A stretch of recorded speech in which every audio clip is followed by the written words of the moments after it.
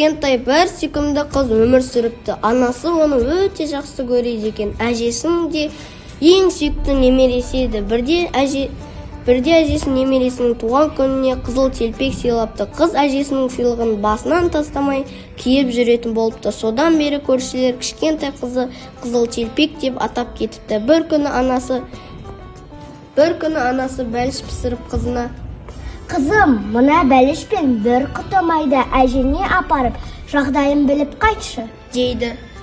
«Жарайды анашым, апарып берейін», деп бәліш пен май салынған себетті алады. Анасының сөзін не кетпейтін қызыл телпек әжесіне аттанады. Оған әжесі тұратын ауылға жету үшін орман арқылы өту керек еді. Қызыл телпек орманда жалғыз жүрудің қаншалықты қауіпті екенін білмеді. Сондықтан өлең айтып көл теріп асықпай жүрді. Бір кезде орманның ішімен келе жатқан қыздың алдына бір қасқыр шыға келді. «Қызыл телпек, сен қайда барасың?» деп сұрайды қызды жегісі келген қасқыр.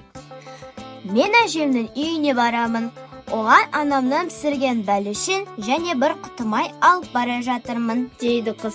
Қызыл телпек қасқырдың жаман пиғылынан бейхабар еді. «Ал әжем қайда тұрады?» деп сұрайды қасқыр. «Әжем бе?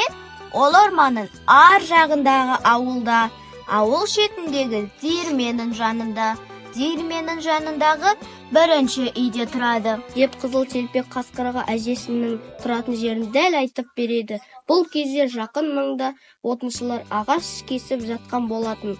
Қасқыр сол отыншылардың даусын естіп қызға тиіспейді. Қызыл телпектің әжесінің тұратын жерін біліп алған қасқыр ол алдымен жемек болады. «Тоқ, «Бұл кім?» деп сұрайды қасқыр даусын жіңішкеретіп. «Әже, бұл мен ғой, немере қызым, қызыл телпек. Мен сізге қонаққа келдім. Адамның пісірген бәліші мен бір құты майын ала келдім», дейді.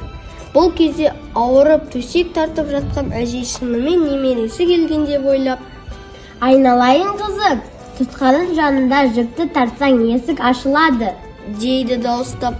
Қасқыр үйге кіріп әжесін жеп қояды да өзі төсекке жатып алып қызыл телпекті күтеді. «Тоқ, «Бұл кім?» деп даусын жіңішкертіп. «Әже, бұл мен ғой, немере қызым, қызыл телпек. Мен сізге қонаққа келдім.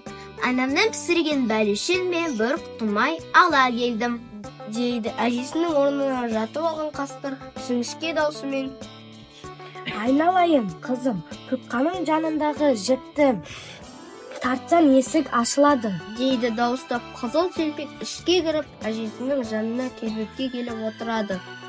«Әже, неге сіздің құлағыңыз бен көзіңіз үлкен?» «Мен сені жақсы көру және есту үшін». «Әже, неге сіздің түсіңіз үлкен?» «Бұл сені жеу үшін», деп қызыл телпекті жеп қояды. Осы кезде үйдің жанынан отыншылар өтіп бара жатқан айқай-шуды естіп, үйге кіріп төсекте қарны қампиып жатқан қасқырды не болғанын түсінеді де қасқырдың ішін жарып қызыл телпек пен әжесін құтқарады.